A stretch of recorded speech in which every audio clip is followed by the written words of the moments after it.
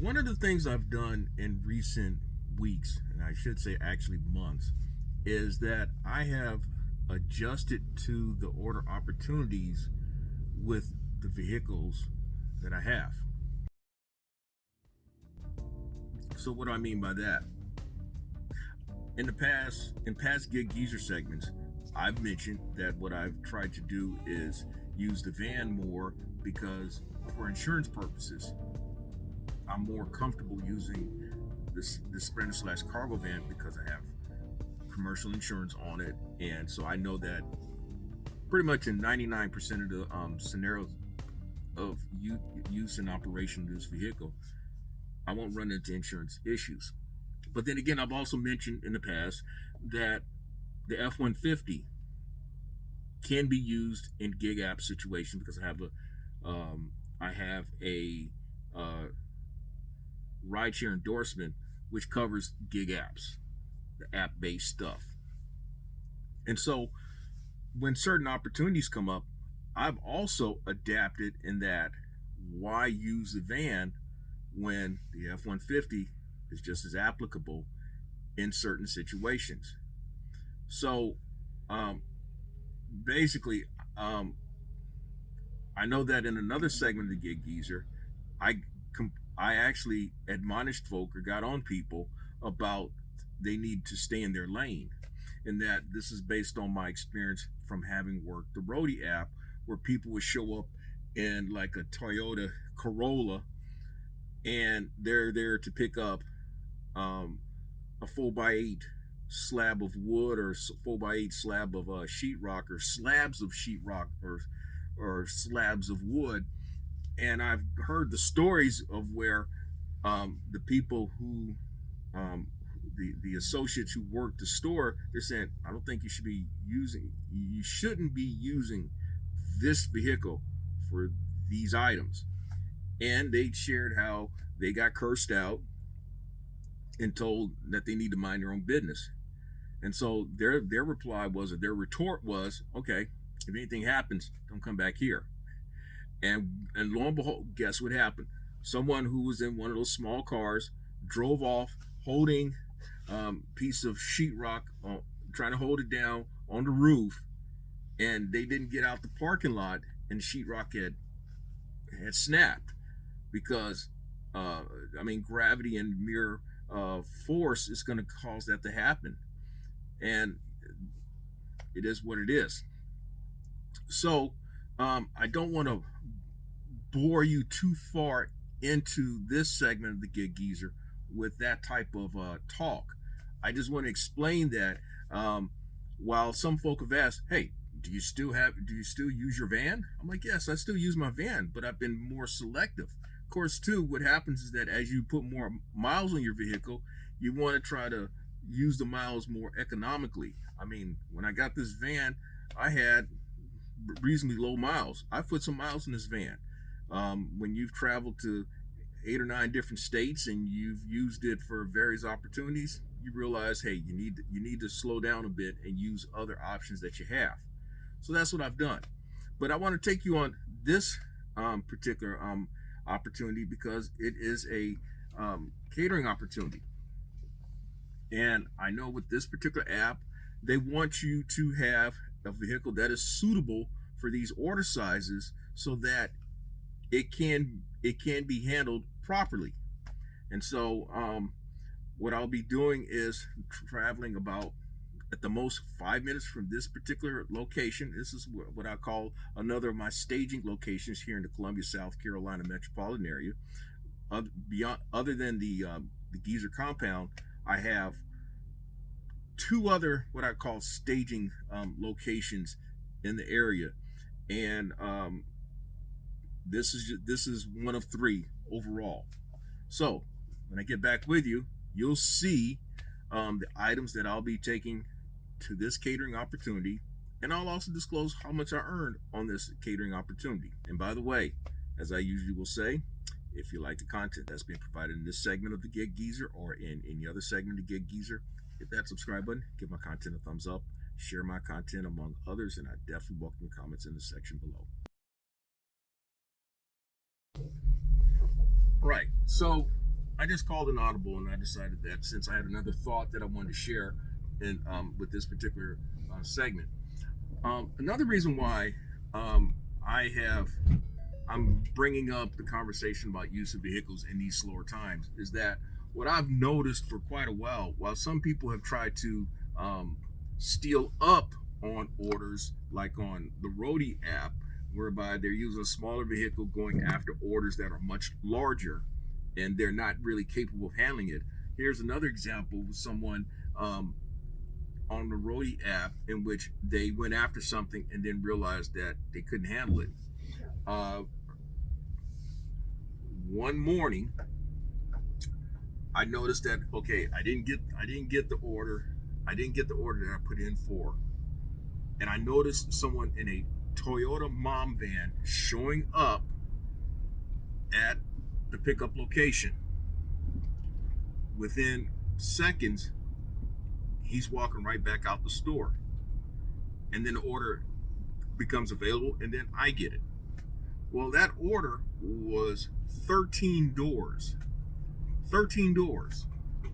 So there's no way that mom van was going to handle it. But I was in my sprinter/cargo van, and so I was able to fit all 13 doors into the van.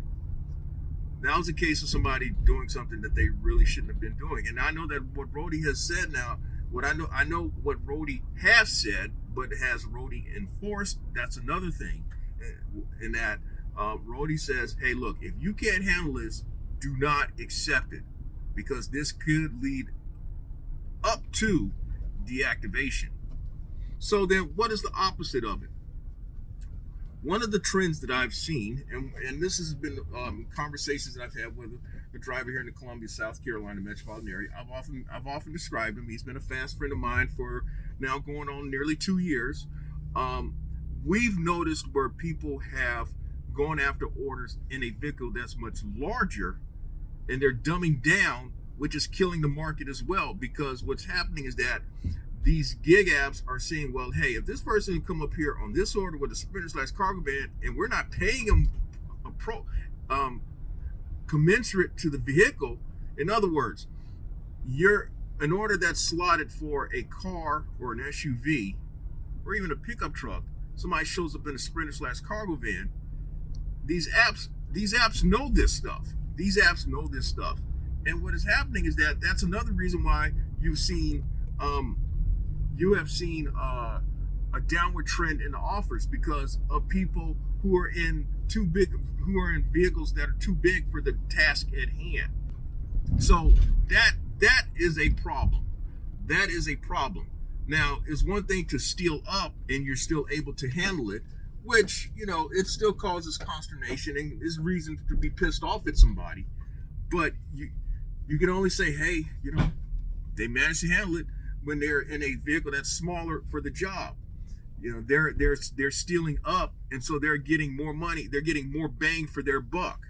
But when you're doing something in a larger vehicle, and it's something that's for a smaller vehicle, you're really depressing the market by doing that. So, but what am I to say? Who am I to say? Who am I to judge, as some would say? You're talking about all this money that you've made, and I'm out here trying to do what I can. I got a family to feed. I got bills to pay. Okay, I get it, man. I get it. But then again, you've got a brain. You're supposed to have reasoning, okay? And if you're trying to be in business, there are strategies there are strategies that are effective, and there are strategies that are not effective. And that's not and I get what some people will say, hey, I'm looking out for me. I can't concern myself about the next person. And for the most part, that's the way I go about doing things as well. But I will say this much.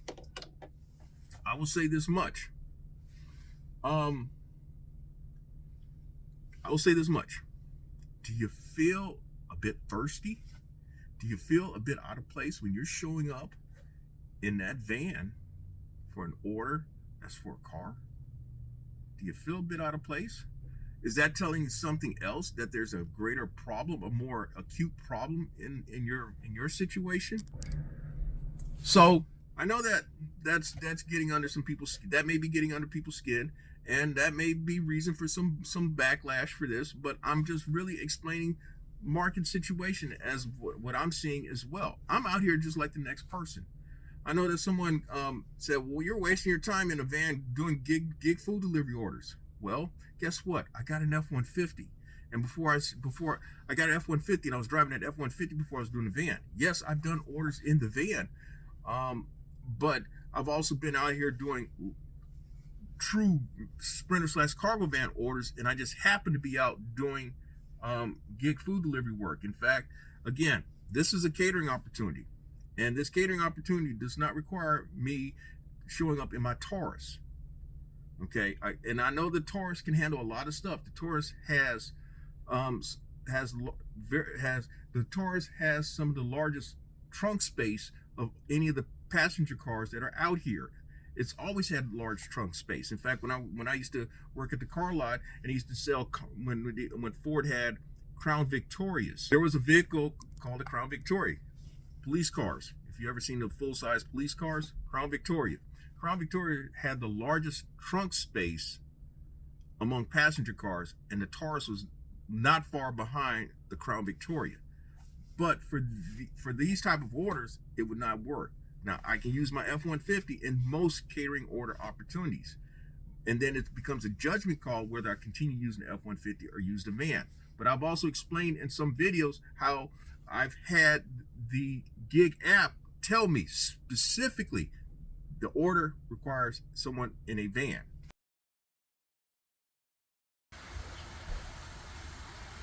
All right, so what we have here are in these two bags, 8 bags of ice. I've got 4 things of lemonade and 2 things of tea in here.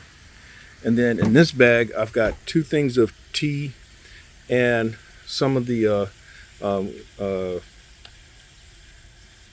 other things like tongs and so forth. And then this one is obviously with the forks, the cutlery, and plates and cups. And then there's the chafing. And then this is actually the main stuff right here. For the dollar amount, I'm looking for maybe 3 more of these boxes. But no, I guess you got to factor in inflation now.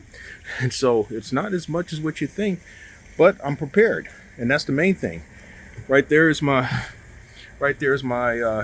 dolly, and that's the piece of wood that I've talked about, where I fashioned it to where I can make it into a cart, and things can sit on there rather level, and I don't have to worry about it falling off or tapering off.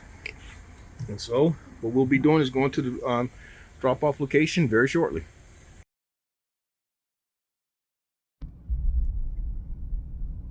Okay, so we've resumed this particular catering opportunity, in that I am probably at the most 10 minutes from the drop-off location, and I'm actually taking an alternate route because I don't feel like going through downtown to get there. Even though going through downtown would probably be just as much of a direct route as this other route that I'm taking. In fact, I have dropped off the catering opportunity in this particular building that I'm going to. It wasn't this year, it was in 2023. So I kind of have a good idea of where I'm going. You do these enough, you can anticipate certain things. And one of the things I want to say with respect to anticipating things, when you see order sizes, as I have over the last 2 years, you kind of have an idea what you need to bring. Well, when you have certain catering order opportunities and you see the restaurant, you can kind of anticipate based on your past experience. Like this restaurant, I know that in most cases they're going to have stuff boxed up, and at most what you're going to do is need bags for the drinks and ice. And as I already described, I've got 8 bags of ice, 8 gallons of combination of lemonade and tea. So I know That's where most of the bags are going to go for. And then the other two bags that you saw were for the ancillary stuff, like the tongs and the forks and the knives, spoon, the cutlery, things like that. And of course, there's some chafing trays as well. Again, but that's over time. You're going to learn those things. For me to say that, oh man, this is a really, really big order. Again, I'm kind of repeating myself though. It's obvious that inflation is really a factor with what you're seeing there. It's not one of great volume. This is not an order of great volume. What makes you think that is a big order is the order size, the order dollar amount. And the order dollar amount was like $2,100. And I am getting, and as I said I would share later, I'm getting $214.50 for this particular order opportunity. So that also kind of aligns with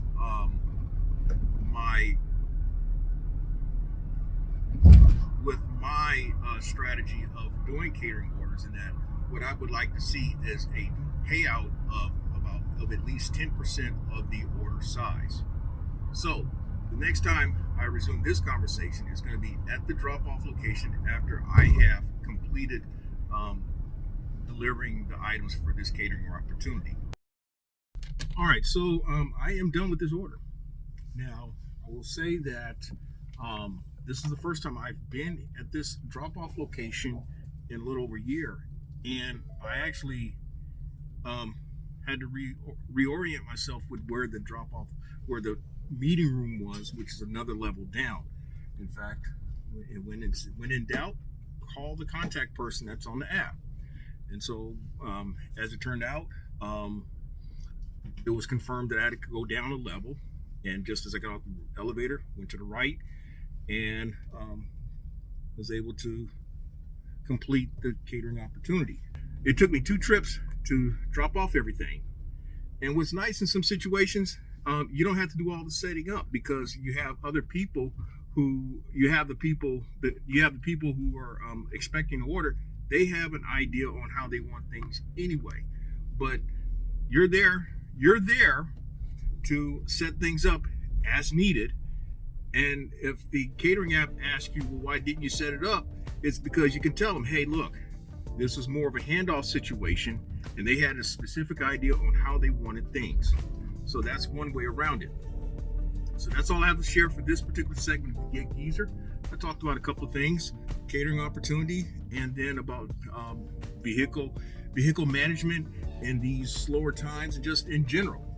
And so if you like the content that's been provided in this segment or in any other segment, hit that subscribe button, give my content a thumbs up, share my content among others, and I definitely welcome comments in the section below.